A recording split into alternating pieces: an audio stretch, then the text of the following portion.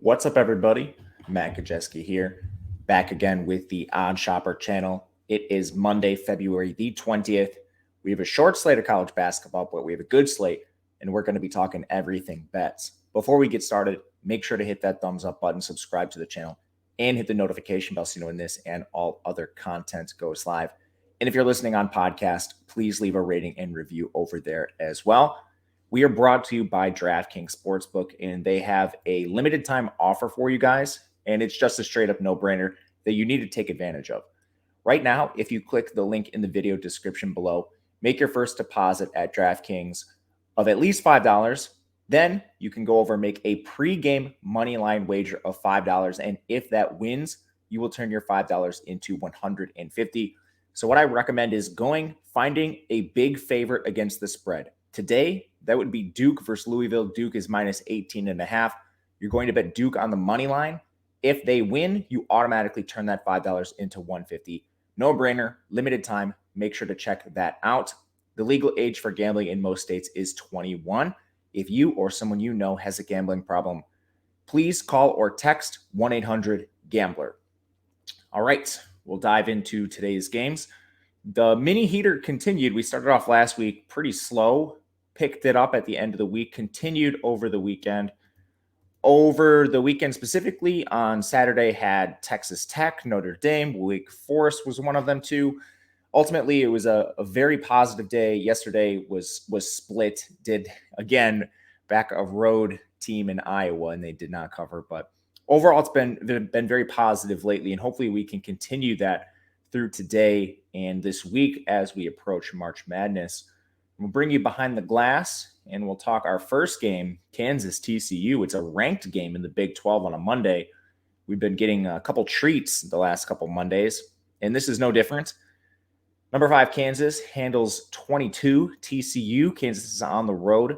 Rather than take a side, initially I did like Kansas and was thinking about betting them. I actually did place a small wager and then hedged out of it as soon as I saw TCU taking money. I still might buy back on Kansas. We'll see if the number continues to move. But where I really want to talk about today is the under in this game. It's at 149.5. I think there's plenty of reasons to look this direction. Right away, pace is going to be a bit of an issue. Both teams are fast, 72.4 possessions per game for Kansas. TCU's at 72.9. The league average is just north of 70. However, TCU has slowed their pace quite a bit in the most recent games they played. Last 3, they're exactly right on average in terms of possessions per game. Kansas has remained steady, so they haven't declined whatsoever. But TCU in particular is playing slower. And TCU is getting healthier. Mike Miles and Eddie Lampkin are back for this team now. And what I want to highlight is on the defensive side of the ball. Both of these teams are solid. They're actually tied in defensive efficiency. If you were to go to the decimal points, Kansas would be 25. So they have a slight edge on TCU. But these teams are really close on defense. But they're a bit different. And actually, the strength of each defense counteracts the strength of the opposing offense. So Kansas, they're a strong team from 3. They're 113th in three-point percentage, most of that coming via Grady Dick and Jalen Wilson. TCU is 38th in three-point defense. Meanwhile, on the other side, TCU is not a strong shooting team. They make their money on the interior. They are 37th in interior scoring. Kansas is 50th in interior defense behind Wilson and some of the studs they have inside. So you automatically have both teams with strengths on defense that counteract the opposing strength on offense. TCU playing a bit slower. And as we get later in the season, teams just generally slow their pace. So we'll go under 149.5 for our first game. Second one, we head to the Big West, where we have Cal State Fullerton taking on Cal Santa Barbara. And don't be fooled, Cal Santa Barbara has been awesome this year, and they're just laying 6 points at home against Cal State Fullerton. That's where we're looking immediately. I'm seeing some 6.5s pop up in the market. Maybe this is one you want to take early. I don't anticipate a ton of line movement, but if there is, I think it is on the Cal Santa Barbara side. Similar to Kansas TCU, these teams are actually pretty close on defense as well, 71 and 72 overall. But offense, there's a drastic difference where Santa Barbara is 95th, Cal State Fullerton 225th in offensive efficiency. And we have a massive height advantage working in favor of Cal Santa Barbara. We can look at rebounding. It's not even close. The height advantage here favors Santa Barbara. And I think this is one where, rebounding for both teams looks bad on paper. That's largely because both these teams play super slow. But effective height, Santa Barbara's 43rd. Cal State Fullerton is 327th. We can look at interior scoring for these teams. Santa Barbara ranks 23rd in 2-point percentage. Cal State Fullerton is outside the top 150 in interior defense. So right away, this is a matchup I am trying to isolate and focus on here with Santa Barbara, just having massive size advantages over Fullerton. And they're just the better paper in terms of efficiency and power rankings. So we will back the Gauchos -6 over Cal State Fullerton.